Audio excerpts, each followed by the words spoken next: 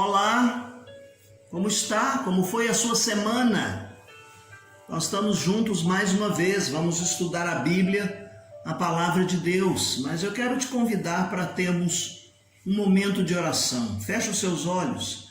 Querido Deus e amado Pai, orienta-nos no estudo da Tua Palavra.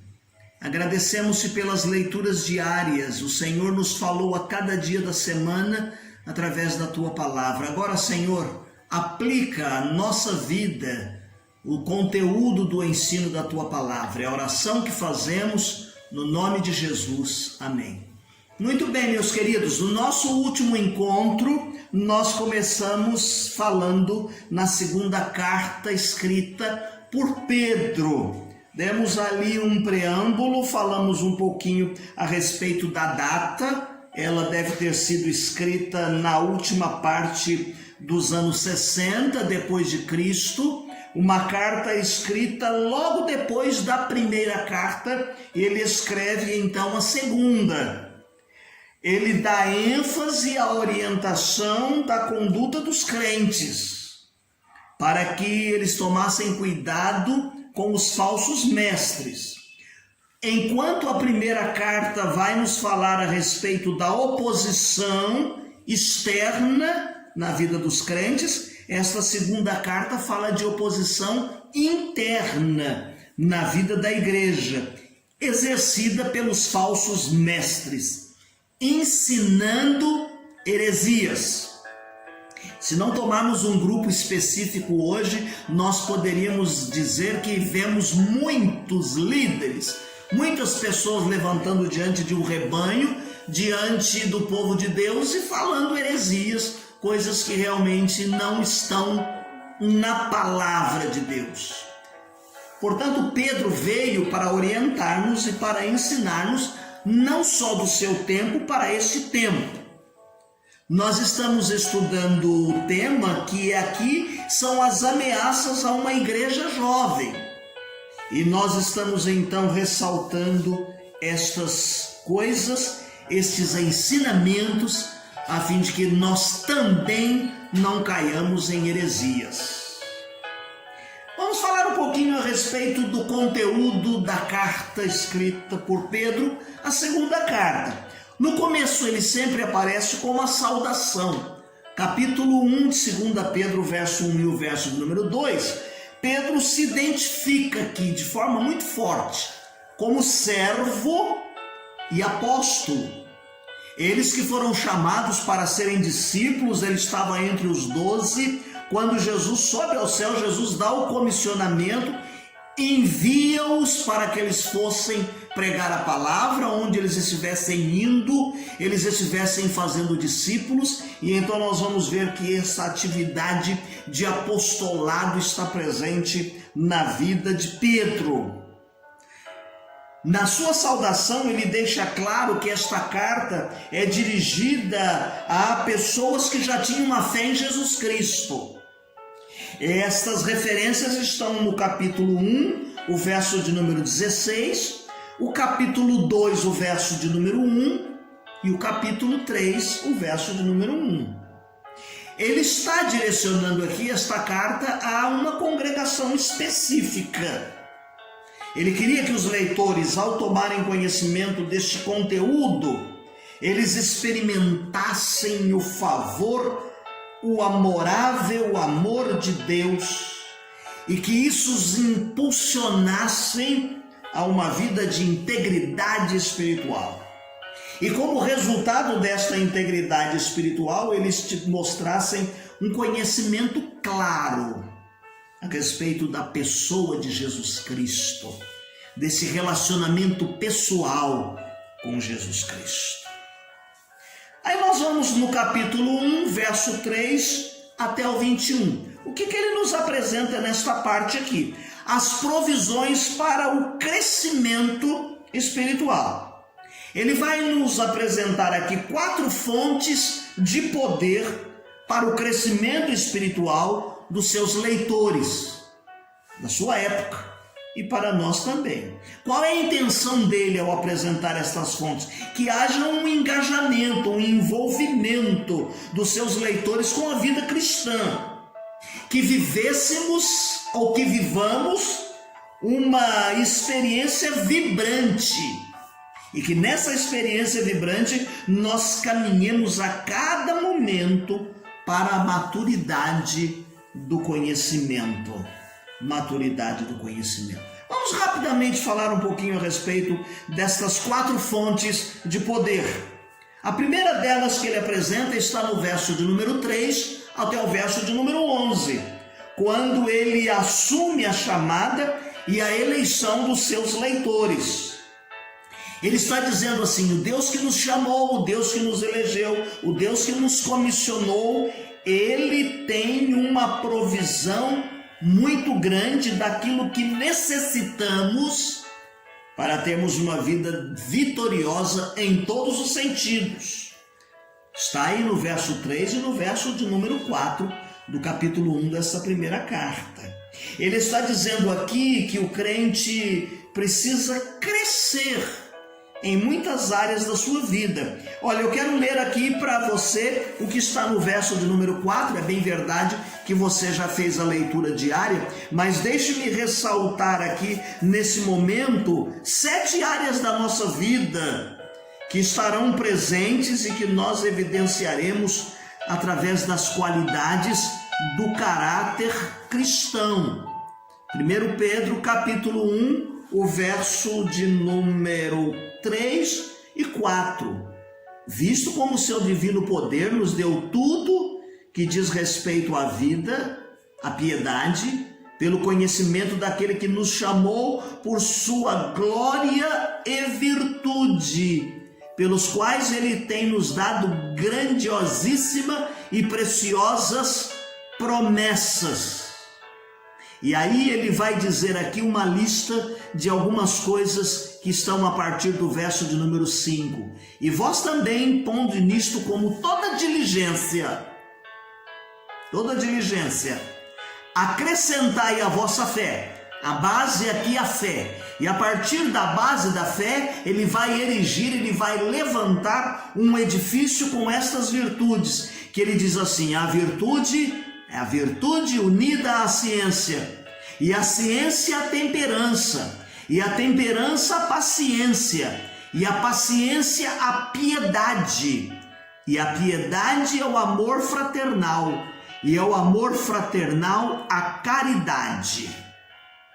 E ele diz assim: se houver isto, se abundarem estas coisas na sua vida, você não vai ficar ocioso, você não vai ficar estéril no conhecimento de nosso Senhor e Salvador Jesus Cristo. Olha que coisa bonita, essas qualidades sendo desenvolvidas na vida do crente, como se fosse uma construção.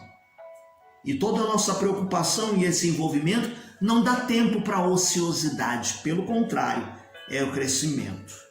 A segunda fonte de poder que ele apresenta aqui, meus queridos, está do verso de número 12 ao verso de número 15. Ele coloca o seu próprio testemunho. E o seu testemunho aqui é como um incentivo para o crescimento espiritual dos seus leitores. Assim como em algum outro momento ele vai dizer assim: sede meus imitadores como eu sou de Cristo, ele se coloca aqui como exemplo, mas a sua vida está baseada na pessoa de Jesus Cristo.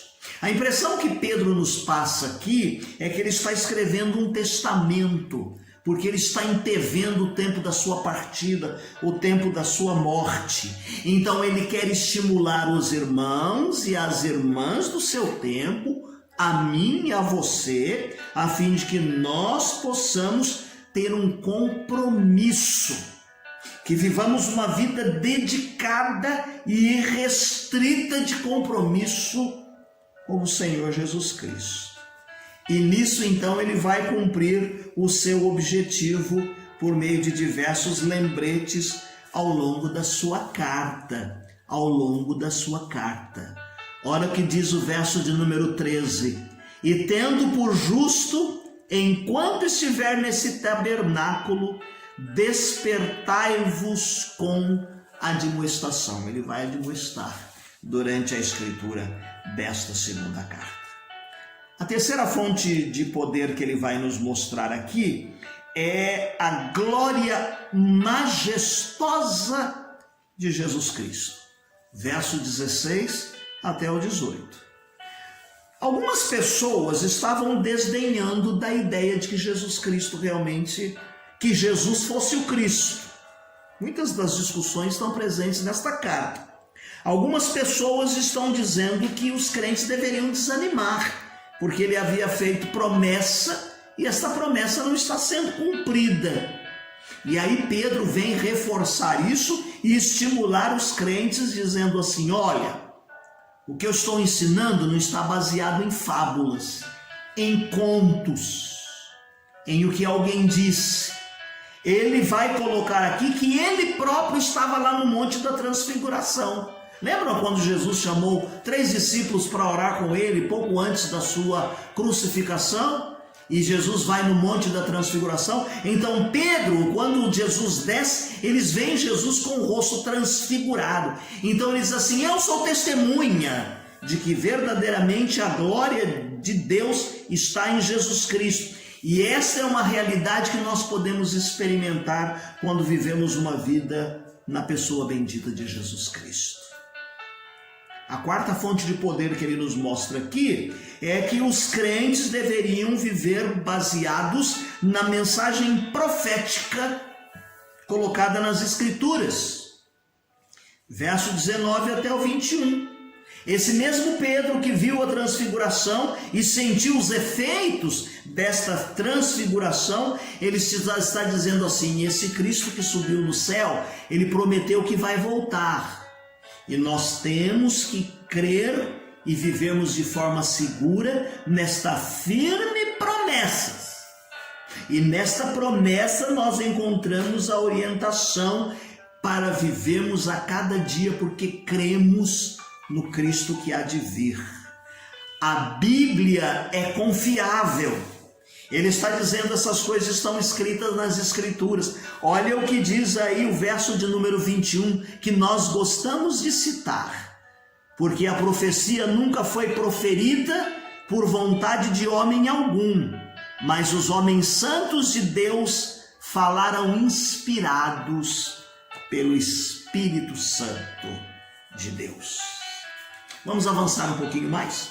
Vamos agora para o capítulo 2, verso 1 até o 22, quando ele vai falar do perigo do ensino dos falsos. Ele utiliza de muitos exemplos para advertir os seus leitores a respeito do perigo de estarem ouvindo e aprendendo com falsos mestres. E ele coloca aqui no verso de 1 a 3 do capítulo 2 desta segunda carta, que muitos deles estão vivendo a imoralidade e a cobiça. Ele demonstra isso claramente. Ele diz também do verso de número 4 ao 9, mencionando fatos do Antigo Testamento, ele diz assim: se assim como Deus exerceu o seu juízo por causa da vida destes homens, ele também fará agora. Cuidado com esses falsos mestres, não sigam. Cuidado com os ensinamentos piedosos de muitos deles que vêm com promessas de libertação, mas essa promessa é falsa. Ele denuncia o orgulho, ele denuncia a arrogância, ele denuncia a cobiça dos hereges. Ele diz assim: olha, cuidado com esses ensinos vazios para vocês não serem seduzidos. No verso de número 20 até o verso de número 22 do capítulo 2, ele fala que há muitos que assumiram uma forma superficial de compromisso com Cristo e depois voltaram à velha vida, voltaram a viver no pecado. E aqui é um texto que muitas pessoas não gostam muito de ouvir isto, mas a Bíblia diz que aqueles que experimentaram um pouco de Cristo e que abandonam a verdade e que voltam à vida vazia que viviam antes, que foram após os falsos e aprenderam com eles, que aprenderam com os que tinham uma pretensa fé, que não aprenderam e viveram uma vida genuína.